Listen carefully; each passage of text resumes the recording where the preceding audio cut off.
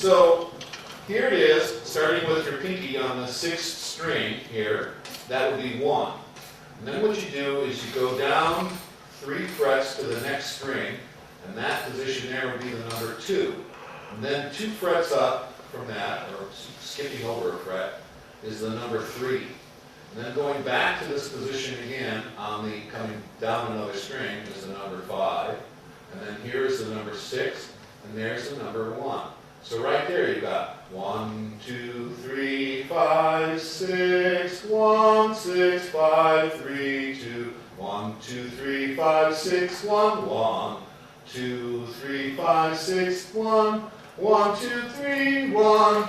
You can start playing my role. Right? As a matter of fact, that's how it was played on the guitar. Now, wherever this note 1 is, that note 1, and this note 1, whatever note that is, whatever name that is, that's the key. So if this note here, or this little finger, starts on, say, G on the guitar, then what happens is I'd be playing the G scale. And if I move that finger up to A, and start playing from where the A string is, then I would be playing the A pentatonic scale. And if I move it to D, then I'm playing the D pentatonic scale. And I can take that pinky and move it along that 6th string on the guitar, any place I want, then play this pattern, and I'll get 1, 2, 3, 5, 6, 1. And it only takes 2 fingers to play this, by the way. Usually they use these two fingers here. They use the index and the ring. So that'll give you the pentatonic scale. Now, later on, after about 2,500 years of playing this scale, 2 more notes were added to the system. The 4th step of the scale, was added, and the 7th step of the scale was added. Angel, that's something else I forgot. I forgot to bring Bear's videos. Remember, don't forget. Yes. Well, by 7:30, I wasn't too confident anyone was going to hear. Everybody showed up. Okay. So what happens is, if I want to add the more notes, the 2 notes you'll see that are not in this, that are missing, are the number 4 and the number 7. So when we add the number 4 and we add the number 7, then we get a full 7-note diatonic scale, which goes 1, 2, 3, 4, 5, 6, 7, 1, or you've heard it as do, re, mi, fa, sol, la, ti, do. And in Europe, they use that ancient Italian language to describe do, re, mi, fa, sol, la, ti, do is ancient Italian, and it's so old that even the Italians don't know what it means anymore, because they got invaded by the Spanish, who brought uno, dos, tres, cuatro, cinco, basically to Italy, and the great Roman Empire brought the Spanish language to the Italians.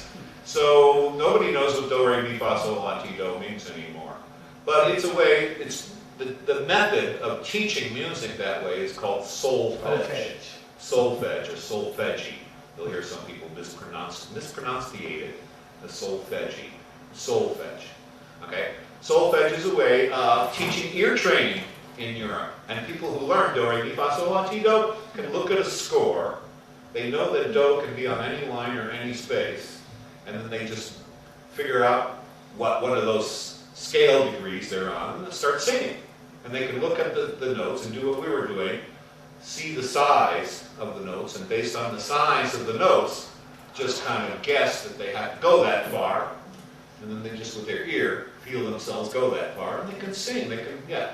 Actually, one of my first college classes in music was with the professor. He said I had an octave sense problem, and he said I needed massive ear training. Right. So I had to go every day to ear training and learn solfege. Yeah. And he said the octave is usually the easiest to hear, Right. but I couldn't hear it. Now, Right. what is it? Octave? Have you heard that saying, octave sense problem? Yes. I mean, It's either a genetic problem or you're stupid. Which do you want it to be?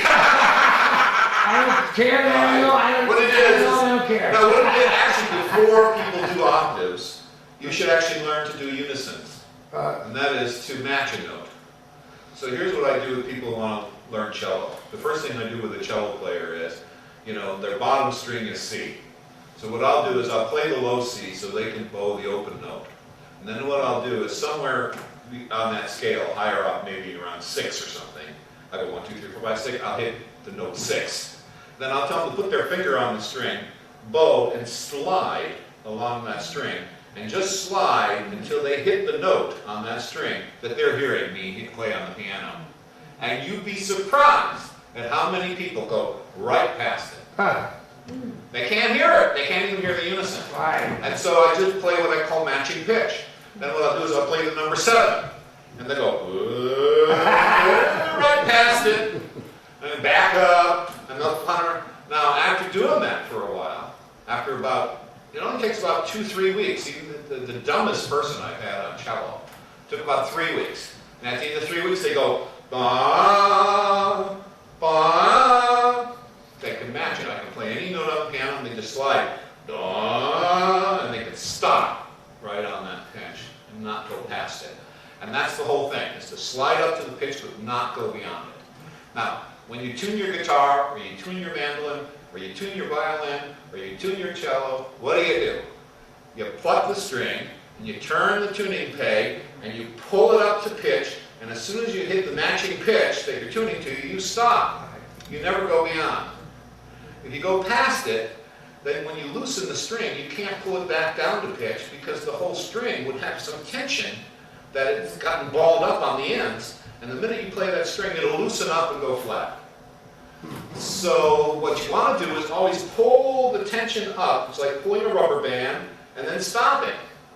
And that's when all the tension along the whole string is perfectly even, and it's going to sit, and it's going to stay in tune. So the secret to tuning a guitar, which won't go out of tune while you play, is to pull it up to pitch and stop. So again, you're just matching unisons. And that's the first task. Your first task is, can I match a pitch? So if I go to the piano and I play a pitch, or I play a pitch on my horn, or I play a pitch on the harmonica, can you sing that pitch? Now, what will happen is, a lot of people will sing the octave above or the octave below the pitch that I play. So quite often, people will go for the octave anyway. It's harder to match the unison than it is to hit an octave sometimes. It's amazing. And I was just showing this to a student yesterday. We were playing some things. We were doing some counterpoint. And I was making her put 4 notes with her right hand to every 1 note she was putting in her other hand. And she was getting it 1, 2, 3, 4, 1, 2, 3, 4, 1, 2, 3, 4. So then when I sat down to show her how to do it, I'm going 1, 2, 3, 4, 1, 2, 3, 4, yada da da da da da da dee da da dee da da da da da. She said, how can you play that fast thing? And I said, well, it's 8.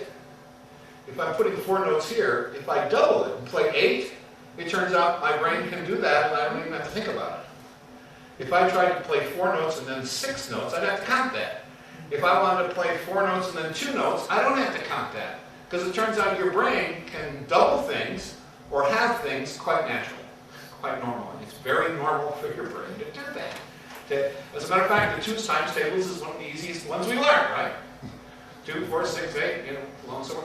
Doubling numbers and having numbers is one of the first things we learn to do mathematically. So it turns out the brain is capable of doubling and having something quite easily, and you can do it rhythmically, but you can also do this with pitch. So first, match notes. Okay?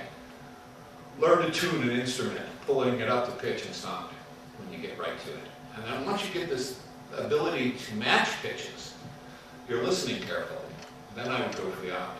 Well, trumpet, they say a trumpet is a different animal, right? So, yes, it is. You know, You do it all over your lip. and I found that doing solos, if I wasn't in tune, it doesn't matter what I play, it sounds like crap. Right. Yeah, right. That's right. You know? And so my ear now is almost perfect. Right. As far as knowing exactly, oh, that, now I gotta pull it up. And I still to this day, I don't know if I'm sharp or flat, but I know when I'm out. But again, you see, tuning and matching pitch is the first thing. Right. Anybody, any mere mortal, that's the first thing you've got to learn to do, is recognize the unison. Know when you're singing the same note as someone else. And you don't want to sing it an octave above or an octave below, you want to get it perfect. Perfect. If they're singing 400 cycles per second, you want to match that Yeah, you 400 want cycles 4, per second. 4, 4. That's the first thing. Now, what if it's a human voice and an instrument? Same thing. Yeah. If you're playing guitar and she's singing, the first thing I would suggest is let her sing a note and see if you can find it on the guitar and match it. You don't want an And octave tune it above or out. an octave below, you want to find her exact voice range. Right. And then let her sing a little melody and see if you can copy it. And again, if she knows how to sing a pentatonic scale, which almost all of us can, it's so ingrained in us. If we've ever heard anything on the radio, we got the pentatonic scale down, okay? If you've ever watched TV, if you've ever seen a commercial, you've got the pentatonic scale down. Welcome. So, so since the pentatonic scale can be built off of any chord, the minute you have a chord, you've got the pentatonic scale.